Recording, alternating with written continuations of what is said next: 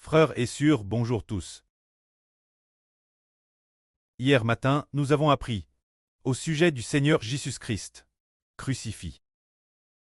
Quand le Seigneur Jésus-Christ était sur la croix, au moment où il a expiré, le voile du temple s'est déchiré en deux, ce qui signifie que Dieu a déchiré l'ancienne alliance, car le Seigneur Jésus-Christ a aboli l'ancienne alliance pour établir une nouvelle alliance.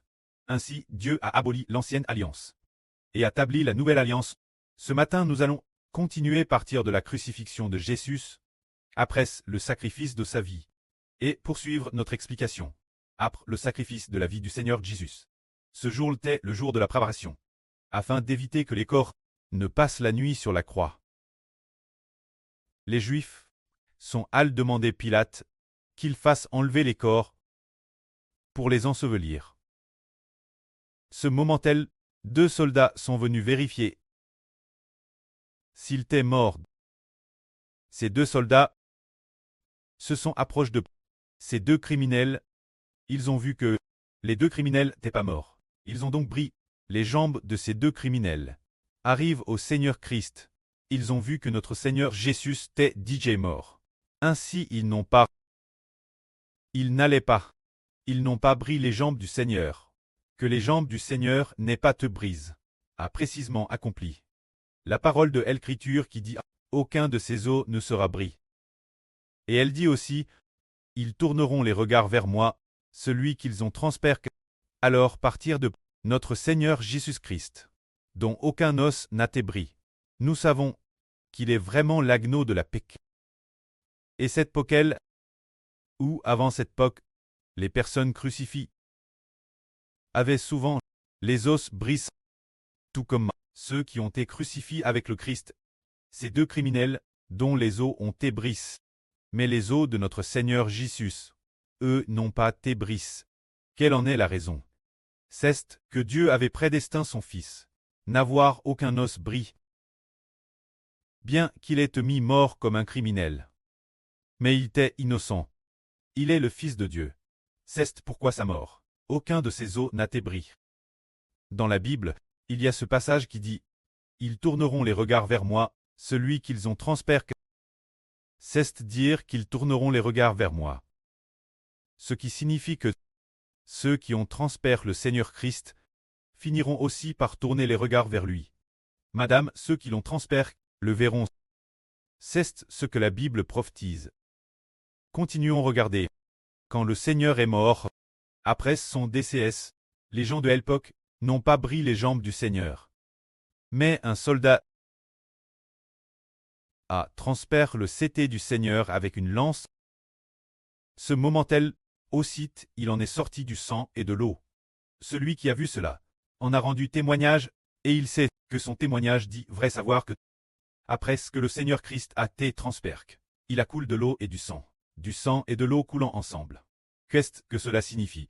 Pourquoi lorsqu'il a été transpercé, alors qu'il était déjà mort, puis transpercé, de l'eau et du sang ont-ils encore coulé? Il n'y avait pas seulement du sang, mais la foi du sang et de l'eau. Nous n'avons jamais vu une personne tue, verser de l'eau et du sang. Madame notre frère Hibert, quand il était petit, voyant tuer des poulets et des porcs à la maison, n'a jamais vu aucun animal lorsqu'il ait eu versé de l'eau et du sang. Alors le Seigneur Jésus-Christ, le Fils de Dieu, a te tué après sa mort, lorsqu'il a été transpercé nouveau. Du sang et de l'eau ont coulé. Qu'est-ce que cela signifie? Le sens est le suivant. Dans la Bible, dans l'Ancien Testament, lors de l'appalissement de l'Alliance, lorsque Moïse a fait alliance avec le peuple, il n'y avait pas seulement le sang des sacrifices, mais il a aussi utilisé de l'eau pure, verse dans le sang.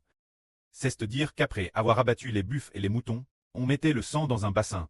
Ce moment-là, Moïse dans le bassin ajoutait encore de l'eau pour mélanger l'eau et le sang. Pourquoi le pré a-t-il ainsi exige qu'il y ait de l'eau et du sang? Cela symbolise l'eau de la vie, obtenue au prix de la vie, ce qui signifie le Saint-Esprit, qui est l'eau de la vie. Alors le Seigneur Christ a versé de l'eau et du sang. Lorsqu'il a été transpercé, cet événement où le sang et l'eau ont coulé, l'apôtre Jean le dit ainsi dans la première lettre de Jean. Celui qui est venu par l'eau et le sang, C'est Jésus Christ. Non, avec l'eau seulement, mais avec l'eau et avec le sang. Et c'est l'Esprit qui rend témoignage. Car l'Esprit est la vie. Ceux qui rendent témoignage Jésus. Il y en a 3. Ces 3 sont l'Esprit, l'eau et le sang. Et le témoignage de ces 3 est d'accord. Tous témoignent d'un commun accord que Jésus est le Christ, le Fils de Dieu. Cela enseigne que notre Seigneur Jésus-Christ, en venant, il n'a pas seulement vers du sang, mais il a aussi vers de l'eau, ce qui nous dit qu'il est le Créateur, le Fils de Dieu. Alors, puisque le sang et l'eau sont utilisés pour faire alliance, se dire qu'avec l'eau et le sang est répandu sur le peuple, c'est le sang de l'alliance. Cela nous dit que Jésus-Christ est le médiateur de l'alliance. C'est lui qui a vers le sang et l'eau.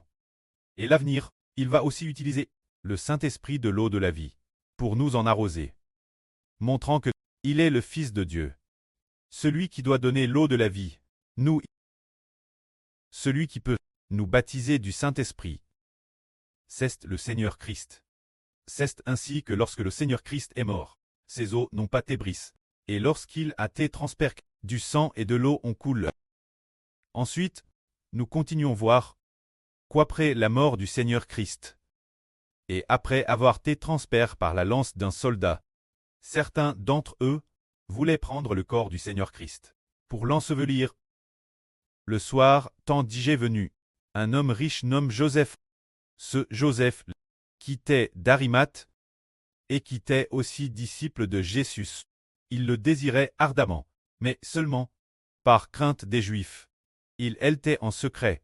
C'était un conseiller de distinction qui attendait aussi le royaume de Dieu. Il osa se rendre vers Pilate pour demander le corps du Seigneur Christ. Pilate donne d'apprendre que notre Seigneur était déjà mort. Alors, fut Thérèse surpris.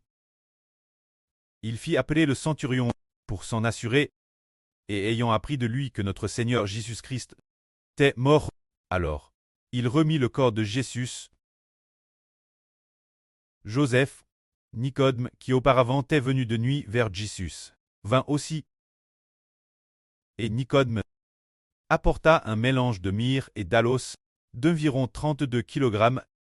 Ils prirent donc le corps de Jésus et l'enveloppent selon la coutume des Juifs, dans des bandes de lin, avec les aromates.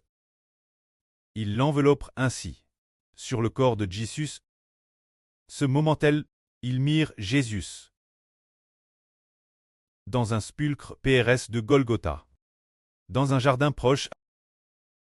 Ce sépulcre était le propre sépulcre de Joseph, qu'il s'était fait tailler pour lui-même. Ils y déposèrent Jésus. Le placre dans le sépulcre, roulèrent une grande pierre. L'antre du sépulcre. Puis ils s'en allèrent. C'est ainsi que le Christ Seigneur fut mis mort et enseveli, ce qui accomplit précisément les paroles du prophète Isaïe dans l'Écriture. Nous comprenons que le Seigneur Jésus a été mis mort, mais pour ceux qui ont été crucifiés avec lui. Après avoir été mis mort, il ne recevait généralement pas une si belle sépulture. Après avoir été mis mort, il était probablement jeté dans une fosse, recouvert de terre, ou recouvert de pierres jette sur eux. Laisse simplement sous un tas. Mais le Seigneur Christ a été enseveli dans un si beau sépulcre, qu'est-ce que cela devait accomplir. Le livre du prophète Isaïe dit: bien qu'il n'ait point fait de violence, et qu'il n'y ait point de fraude dans sa bouche, on a mis son sépulcre parmi les méchants. Au madame endroit, cependant, sa mort, il a te plaque avec le riche. Il a plu l'Éternel de le briser par la souffrance. Telle la volonté de l'Éternel. Car l'Éternel voulait faire de sa vie un sacrifice de culpabilité. Il verra une postérité et prolongera ses jours. Et l'œuvre de l'Éternel, entre ses mains, prospérera. Après les souffrances de son mœu, il verra le fruit de son travail. Et s'en rassasiera. C'est l'accomplissement de la prophétie biblique qui dit: le Seigneur Christ, bien qu'il n'ait fait aucun mal, et dans sa bouche il n'y avait pas de paroles trompeuses, mais il devait être mis mort avec les méchants, mis mort avec les pécheurs. Mais, après avoir été mis mort, il a pourtant été enseveli dans le tombeau d'un riche. En réalité tout cela, c'est la volonté de l'Éternel. Car l'Éternel Dieu voulait offrir son propre Fils en sacrifice d'expiation pour racheter les PHS de l'humanité, c'est ainsi que notre Seigneur Jésus-Christ, après avoir mis mort, a été enseveli dans le tombeau d'un riche. Quand nous voyons le Seigneur Jésus-Christ, après avoir mis mort, dire que, après sa mort, les choses le concernant se sont encore accomplies. Tout d'abord après sa mort, ses os n'ont pas été brisés, alors que les os des deux criminels ont tous été brisés. Et cela a précisément accompli cette prophétie biblique qui dit « Aucun des os de l'agneau ne sera bris ». Puis après sa mort, un soldat lui a percé le cété avec une lance.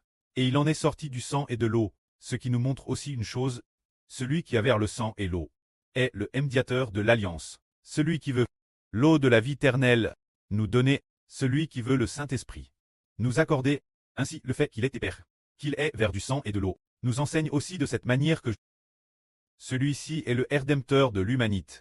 Ce qui est très merveilleux, c'est qu'au moment d'être mis mort, il a été enseveli dans le tombeau d'un riche. Ces trois choses se sont produites après sa mort, après avoir sacrifié sa vie, chose qu'il ne pouvait pas contrer lui-même. Et pourtant toutes se sont accomplies. Ce qui nous dit que celui qui a été mis mort est bien le Fils du Dieu créateur, le Rédempteur de l'humanité. Que la gloire soit rendue auprès et au Seigneur.